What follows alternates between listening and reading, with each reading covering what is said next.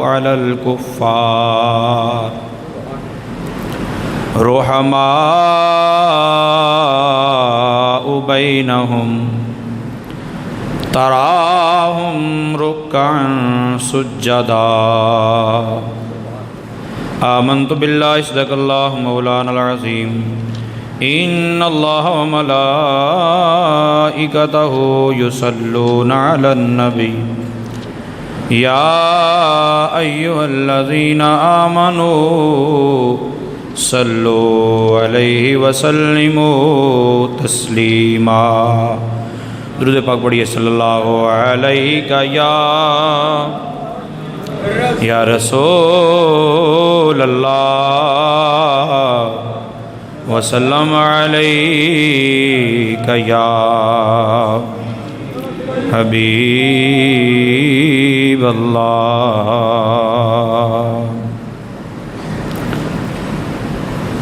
یا رب دل مسلم کو وہ زندہ تمنا دے، یا رب دل مسلم کو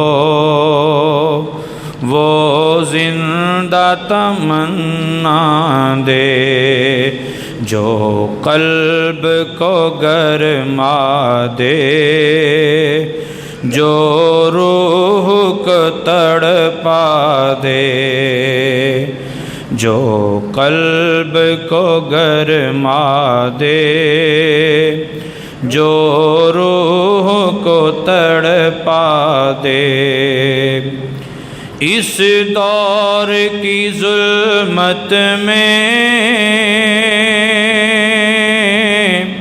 ہر قلب پریشان کو، اس دور کی ظلمت میں ہر قلب پریشان کو وہ داغ محبت دے، جو چاند کو شرما دے۔ یا رب دل مسلم کو وہ زندہ تمنا دے، بے لوث محبت ہو، بے باک صداقت ہو، بے لوث محبت ہو، بے باک صداقت ہو، سینے میں اجالا کر دل صورت مینا دے، سینے میں اجالا کر دل صورت مینا دے۔ یا رب دل مسلم کو وہ زندہ تمنا دے۔ آج 1439 سن ہجری کا پہلا دن ہے۔ چاند کی یکم، سن ہجری کا پہلا مہینہ محرم الحرام، اور اسی یکم کو نبی پاک صلی اللہ علیہ وآلہ وسلم کے لاڈلے پیارے آنکھوں کے تارے وہ مسجد کے محراب میں جام شہادت نوش کرے۔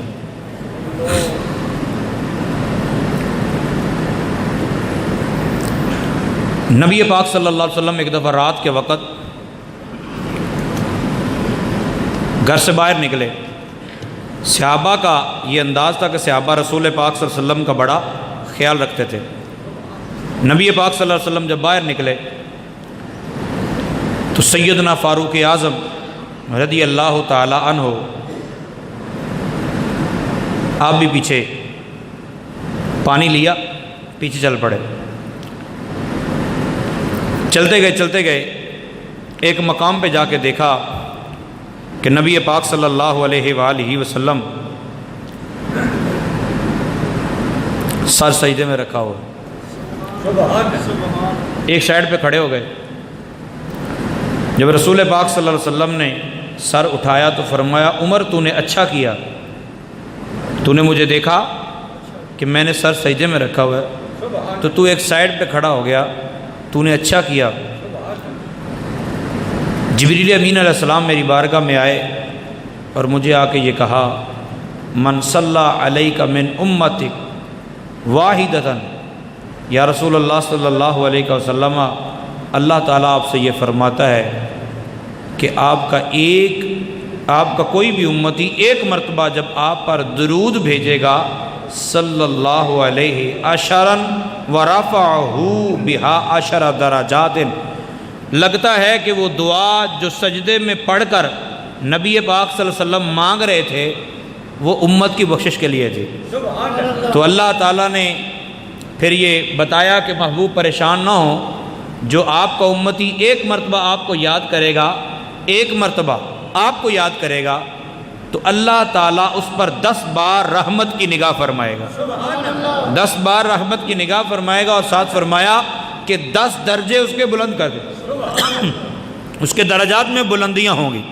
یہ نبی پاک صلی اللہ علیہ وسلم کو اللہ تعالیٰ نے ارشاد فرمایا۔ تو محبوب پاک علیہ الصلوۃ والسلام کی یاد، سرکار دو عالم صلی اللہ علیہ وسلم کا پیار، یہ ہر حال میں ہمارے ساتھ ہونا چاہیے۔ میں نے جس عاشق زار کی آج بات کرنے کا ارادہ کیا ہے ان کا نام سیدنا فاروق اعظم رضی اللہ تعالی عنہ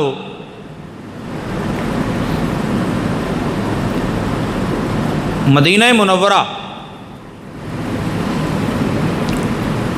2 سیاہ رنگ کے پہاڑی سلسلوں کے درمیان میں ہے، اس کو ہرہ بولتے ہیں، بعض لوگ وہاں عربی جو بولنے والے ہیں وہ ہرہ بھی بولتے ہیں۔ بہرحال جلے ہوئے پتھر جو ہوتے ہیں نا ان کا جو علاقہ ہوتا ہے اس کو کہتے ہیں ہرہ۔ اور مدینہ منورہ 2 ہروں کے درمیان میں، ہرہ وابارہ اور ہرہ واقم، ان کے درمیان میں ہے مدینہ منورہ۔ رسول پاک صلی اللہ علیہ وآلہ وسلم کا زمانہ گزر چکا تھا، صدیق اکبر رضی اللہ عنہ کا زمانہ بھی گزر چکا تھا، یہ واقعہ آپ نے سنا ہوگا پہلے بھی۔ فاروق اعظم رضی اللہ عنہ کا زمانہ تھا، وہاں جب گرمی پڑتی تھی تو گرمی بھی بہت شدید ہوتی تھی، اور سردی ہوتی تھی، سردی بھی بڑی شدید ہوتی تھی۔ مغرب کے وقت ہی لوگ اپنے اپنے گھروں میں چلے جاتے تھے۔ آدھی رات کا وقت ہوا تو ایک غلام اور ایک آقا،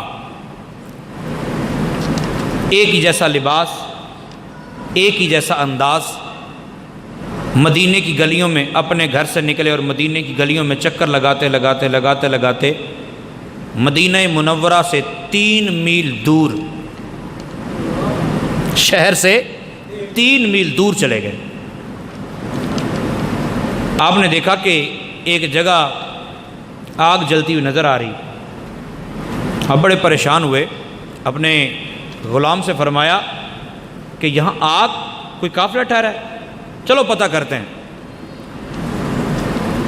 کہ ایسی سردی میں تو لوگ باہر نظر بھی نہیں آتے، اور یہ قافلہ کس سلسلے میں آیا۔ وہاں پہنچے، وہاں جا کے جو منظر دیکھا تو وہ بڑا حیرت ناک تھا۔ ایک بی بی ٹوٹے سے گھر میں بیٹھی ہوئی، ہنڈیا چولہے پر رکھ کر پیچھے آگ جلا کے تو ہنڈیا ہلائے جا رہی، اور ساتھ میں بچے رو رہے ہیں۔ اس بی بی کے بچے بیٹھے رو رہے ہیں، اماں سے لپٹ جاتے ہیں۔ سیدنا فاروق اعظم رضی اللہ تعالیٰ عنہ تھے، جو پتہ کرنے کے لیے پہنچے۔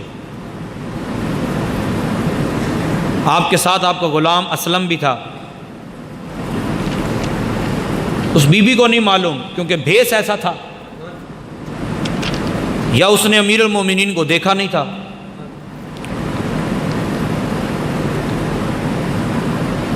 فاروق اعظم رضی اللہ تعالی عنہ نے اس سے پوچھا کہ بی بی تم کون ہو؟ اس نے بولا جی میں یہیں کی رہنے والی ہوں، باہر سے نہیں آئی،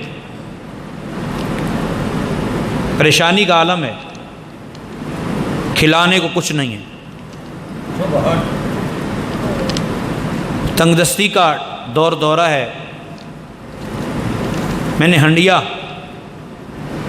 کے نیچے آگ جلا رکھی ہے اور ہنڈیا کے اندر کچھ بھی نہیں ہے، سادہ پانی ہے، اور میں بار بار جس کے اندر ہلائے جا رہی ہوں وہ صرف اس وجہ سے کہ میرے بچے بہلتے جائیں اور پھر تھک ہار کر سو جائیں۔ سیدنا فاروق اعظم رضی اللہ تعالیٰ عنہ آپ نے فرمایا اماں ایسا کیوں؟ تو وہ بڑی تنگ تھی، اس نے کہا کیا کروں اس کے علاوہ، امیر المؤمنین عمر فاروق ہمارے امیر المؤمنین ہیں، مگر ان کو ہماری خیر خبر ہی نہیں ہے، پوچھتے ہی نہیں ہیں۔ عمر فاروق رضی اللہ عنہ نے فرمایا اماں اللہ تعالیٰ تجھ پر رحم کرے، تو یہ بتا کہ کیا عمر کو تیری سہارت کا پتہ ہے؟ تو اماں نے بڑے تعجب کے ساتھ پوچھا کہ جو الفاظ اس نے کہے اس کو ہماری زبان میں عام فہم انداز میں یوں کہہ لیجئے کہ اماں نے کہا کہ اس کو خلیفہ بننے کا پتہ ہے اور رعایا کا نہیں پتہ۔ اماں جلال میں تھی۔ چلو خیر، بی بی کہنے لگی یہاں تو جیسے تیسے ہوگا، میری گزر ہی جائے گی، لیکن بروز محشر امیر المؤمنین اور ہمارے درمیان اللہ تعالیٰ فیصلہ فرمائے گا، وہاں حساب ہو جائے گا۔ سیدنا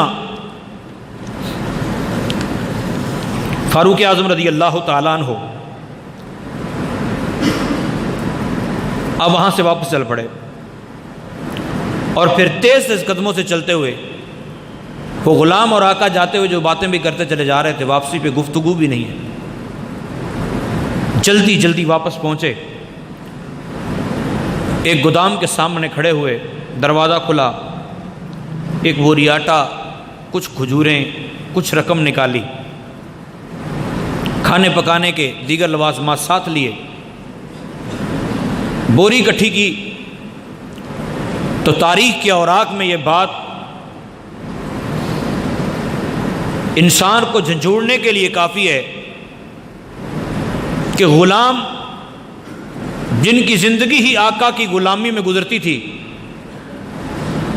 آزادی جن کا ایک خواب ہوتا تھا، محنت مشقت والے کام سب انہوں نے کرنے ہوتے تھے، فاروق اعظم رضی اللہ تعالی عنہ نے اپنے غلام اسلم سے فرمایا اسلم یہ بوری اٹھا کے میری کمر پر لاد دے۔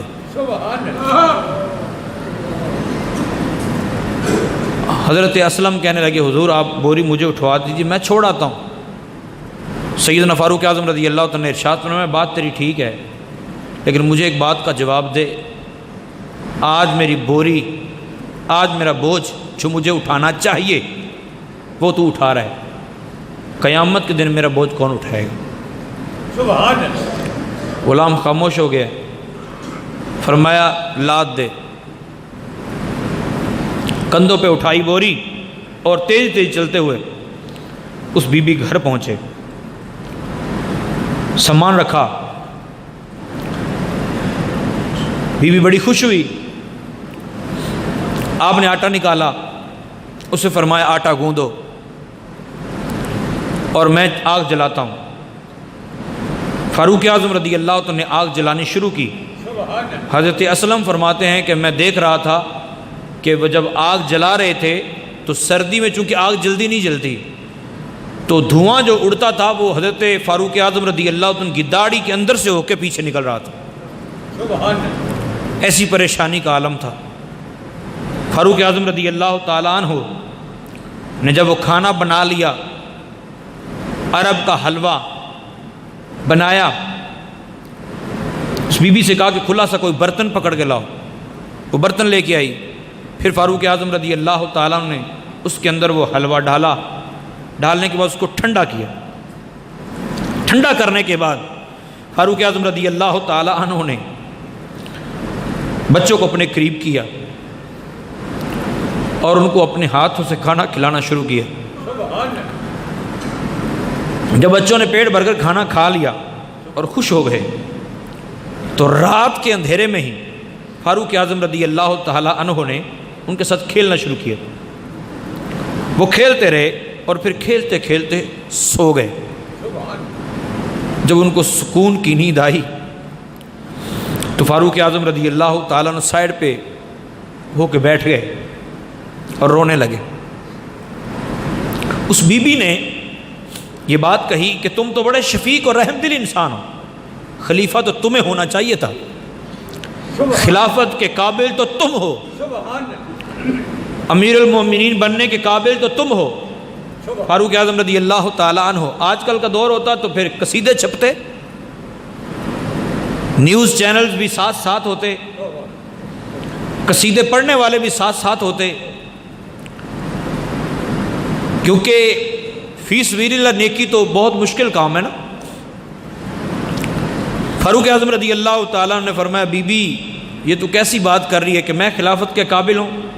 میں خلافت کے قابل نہیں، لیکن اتنا ضرور ہے کہ تو کبھی دربار خلافت میں آئے گی تو میں وہاں ملوں گا، میں وہاں مل جاؤں گا تمہیں، لیکن میں اس قابل نہیں ہوں۔ اور پھر اللہ کا شکر ادا کرتے ہوئے جب واپس چلے تو اپنے خادم سے فرمایا اے اسلم، بھوک نے ان بچوں کو جگا رکھا تھا اور پھر بھوک کی وجہ سے وہ رو رہے تھے۔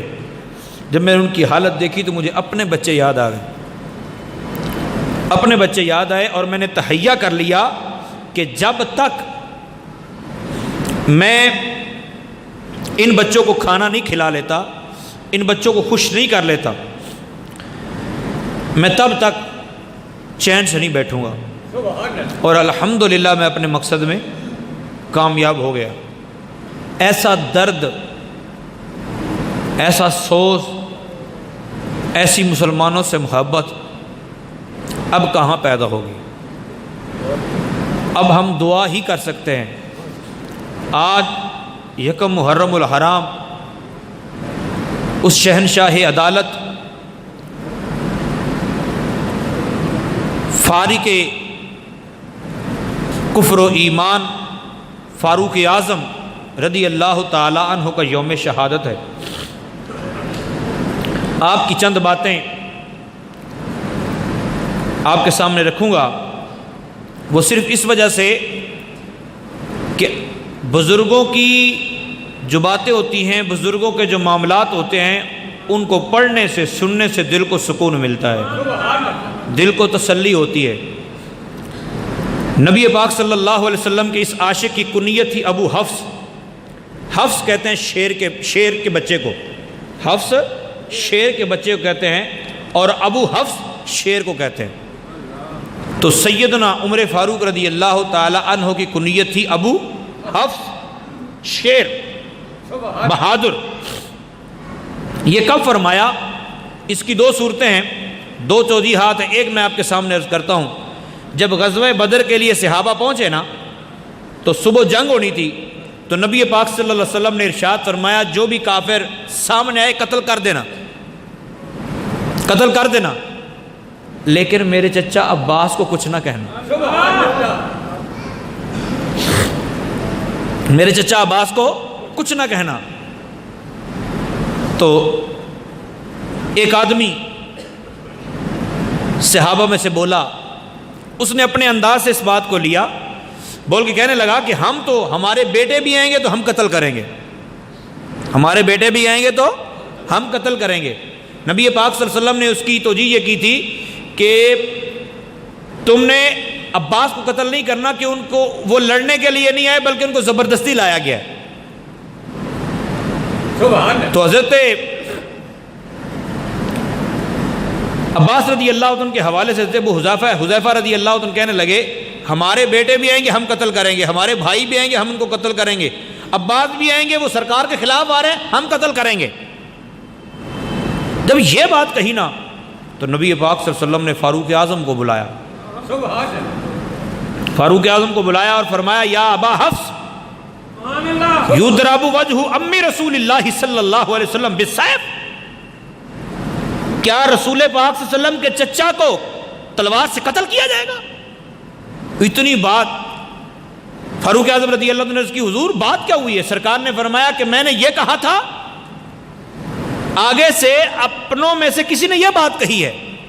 فاروق اعظم رضی اللہ تعالیٰ عنہ عرض کی یہ نہیں دیکھا کہ انہوں نے کلمہ پڑھا ہے, یہ نہیں دیکھا کہ اپنا گھر بار چھوڑ کے سب کچھ چھوڑ چھاڑ کے یہاں پہنچ گئے, بس محبت رسول کو دیکھا.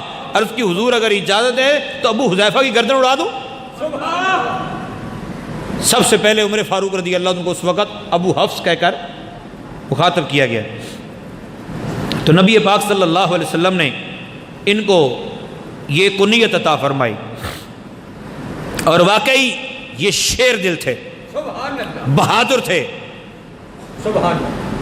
آپ کو کسی نے بتایا, مختلف روایات آتی ہیں کہ فاروق اعظم رضی اللہ تعالیٰ عنہ رسول پاک صلی اللہ علیہ وسلم کو قتل کرنے کے لیے جا رہے تھے, سرکار کو قتل کرنے کے لیے پہنچ رہے تھے نا. اہتمام تو اللہ تعالیٰ نے خود کر دیے تھے کہ میرے آقا صلی اللہ علیہ وسلم نے بیٹھے بیٹھے دعا مانگی, مولا کریم عمر بن حشام یا عمر بن خطاب ان دونوں میں سے کسی ایک کے ذریعے تو دین کو تقویت عطا فرما. اچھا یہاں یاد رکھیے گا بعض لوگ ابو جہل کا نام بھی عمر بتاتے ہیں,